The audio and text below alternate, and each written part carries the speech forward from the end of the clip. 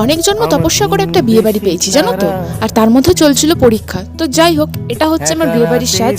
আমি পরেছিলাম একটা বেবি পিঙ্ক কালারের গাউন, আর তার সাথে মাথায় দিয়েছিলাম ফুল আর জিপসি।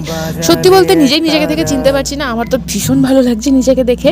আর এটা হচ্ছে মায়ের সাজ, মাকেও ভীষণ ভালো লাগছিল। আর এখানে এখন বর চলে এসছে, আর আমি নিচে গিয়ে এই ক্লিপিংসটা নিতে পারিনি, কারণ আমি যে গাউনটা পরেছিলাম সেটা পরে বারবার করে ওপর নিচ করা খুব প্রবলেম হচ্ছিল। আর এখানে এখন বিয়ে শুরু হয়ে গেছে। বিয়ে দেখতে কার কার ভালো লাগে? আমার কিন্তু বিয়ে দেখতে খুব ভালো লাগে।